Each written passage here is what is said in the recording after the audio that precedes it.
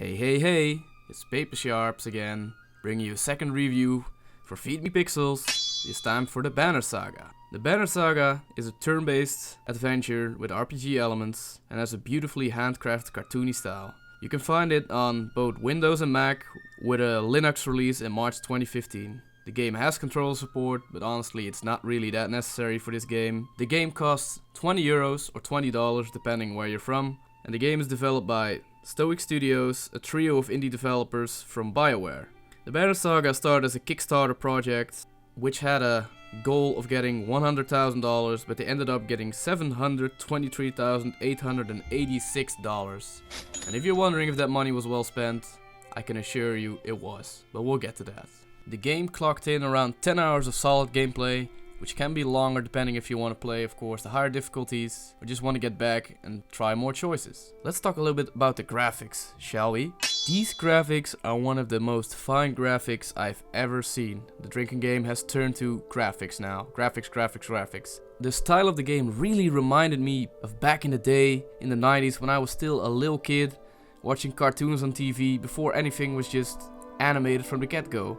The funny thing is though, although the graphics reminded me of cartoons from the 90s, turns out the style goes even further back, and it was heavily inspired by 1959 Sleeping Beauty from Eyvind Earle.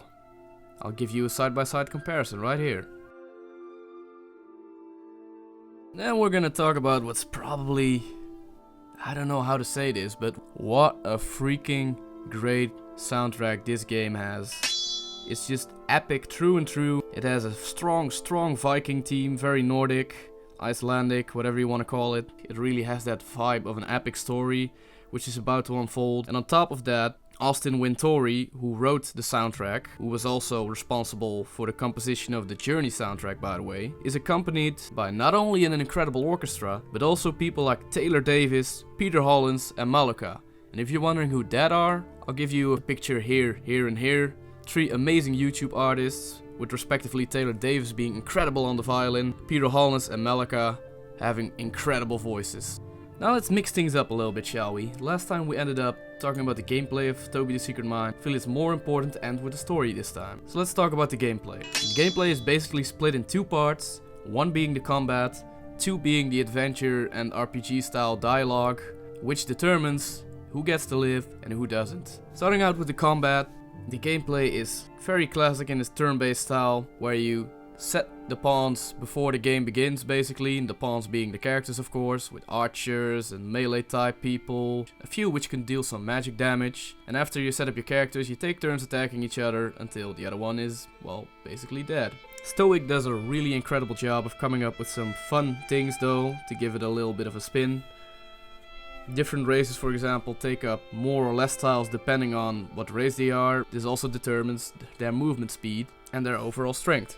This is a nice touch to the game, as the gameplay and story basically get synced together with the lore of the game with Varl and humans. You have two choices to make if you're gonna attack an opponent. If you go straight for the attack on an enemy, you can choose to do damage on their strength or on their armor. You can also set up traps beforehand. Strength is both health and damage. It determines how much damage you can do, but also when your strength is up, you're dead.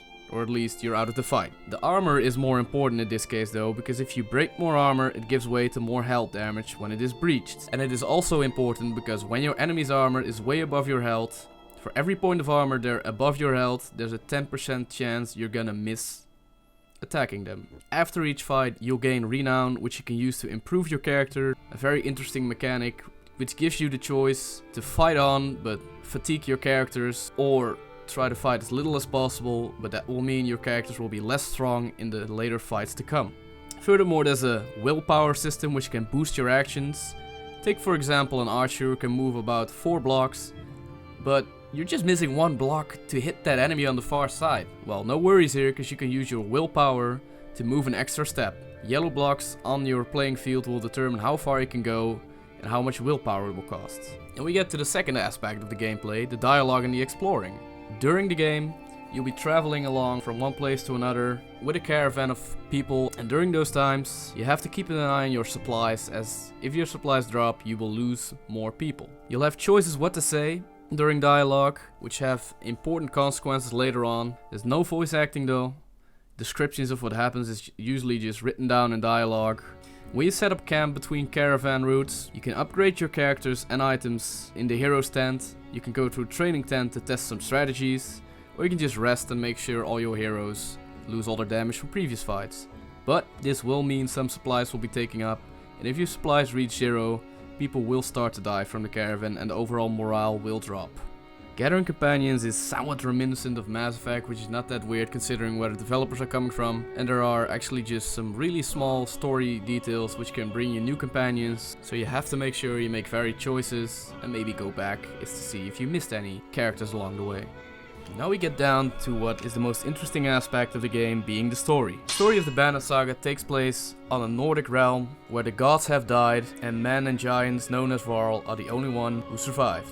The sun has stopped and as such winter has already come. You play 2 different stories. You play as the Varl Ubin and his team, who is a tax collector for the Varl King. And on the other hand, you play a Rook who's on the run from a village called Skoger, and which out of necessity needs to lead a caravan full of people to survive the coming winter from the oncoming Dredge, a race who seems to be raiding all over the countryside after many years of absence. And both stories will leave you sitting on the edge of your seat wondering what might happen next and who will survive. Although the game is primarily text-based and based on the drawings you see with not many animations whatsoever, only during combat, the world does feel lively, because there's a giant map with many locations and written lore all about them, which if you're into that thing, leaves you with a lot to read and a lot to learn, breathing that much more life into the game's atmosphere and lore.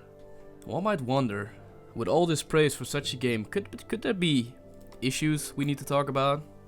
There's always issues we can talk about, of course, but these are just some minor things which don't really have any effect on the overall style of the game. They're just constructive criticism. For one, caravan parts of travel can get a bit tedious sometimes, as you're just going from left to right or right to left for a very long time with little stuff happening. Although it is a very fun and innovative mechanic, it does break up the more tense moments when you need to make very important decisions. Another point to consider is that during your travels you'll set up camp and you'll go to markets to get more supplies, which for some reason can only be picked up with renown. It kind of felt weird to me that you couldn't sell off items you didn't use, or that there was no gold whatsoever in the game, which meant the only way to get items or buy supplies was by getting renown. And finally, this is not so much an issue as it is a point I think is worth mentioning for a future game. The game is called the Banner Saga, and it's even mentioned in-game that the stories in the game's universe are woven onto banners, because that is their culture. Yet we don't see anything like that happening during the end of the game in some sort of epilogue. Of course you can say the game is still ongoing and maybe we'll see that in future installments, but it would have been a nice aesthetic touch if something was done with that.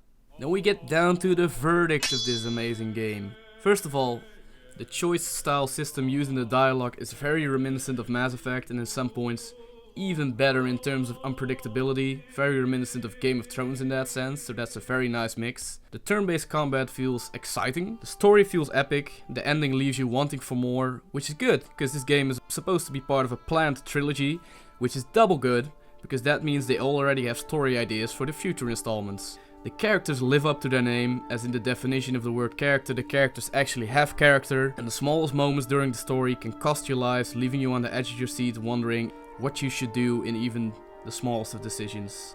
Summing up, the Banner Saga is a tale of Nordic legends with intuitive turn-based combat and decision-based dialogue systems. With its beautiful style, strong characters, amazing soundtrack and solid gameplay, you'll be on the edge of your seat full 10 hours at least.